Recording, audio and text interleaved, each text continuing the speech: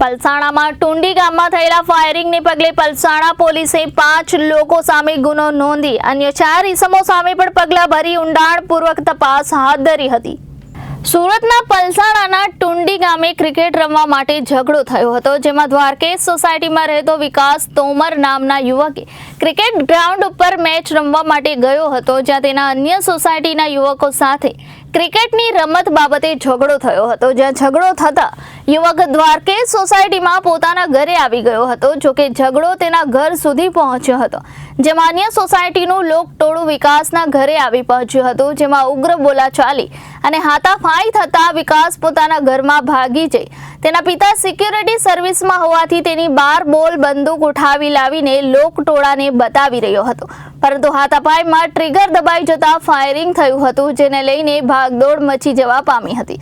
Firing થતા 3 જેટલા લોકોને ઈજાઓ પણ પહોંચવા પામી છે, જેને લઈને તેઓને તાત્કાલિક સારવાર હેઠળ ખસેડવામાં આવ્યા હતા। જે મામલે પલસાણા પોલીસે વિકાસસિંહ રામ નરેશસિંહ તોમર, સુરેન્દ્રસિંહ અશોકસિંહ, વિકાસની બહેન સીતા દેવી, વિકાસના સંબંધી ધીરેન્દ્ર અને મહેન્દ્રસિંહ અશોકસિંહ વિરુદ્ધ પોલીસે ગુનો નોંધ્યો હતો। તો બીજી તરફ લોકટોળામાંથી પણ પલસાણા પોલીસે 4 જેટલા ઇસમોની અટકાયત પણ કરીને પલસાણા પોલીસે કાયદેસરની કાર્યવાહી હાથ ધરી છે।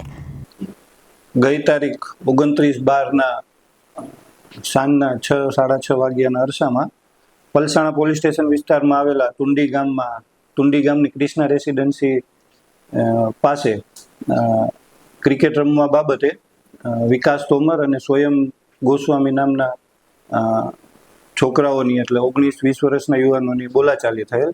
જે બોલાચાલી બાદ ટુંડી ગામના દ્વારકેશ સોસાયટીમાં એ બોલાચાલીના અનુસંધાને પાછી જે વધુ સમજાવટ અને સમાધાનની પ્રક્રિયા એમની કંઈ ચાલુ હતી, એ દરમિયાન પાછી ઝઘડો થયેલ અને ઝઘડા બાદ આ વિકાસ તોમર છે, જેના ફાધર એક્સ આર્મી મેન છે રામ નરેશસિંહ, તેમનું લાયસન્સ વાળું હથિયાર 12 બોર વેપનથી તેમના ઘર પાસે દ્વારકેશ સોસાયટી પાસે ફાયરિંગ કરેલ, જેમાં વિકાસ સહિત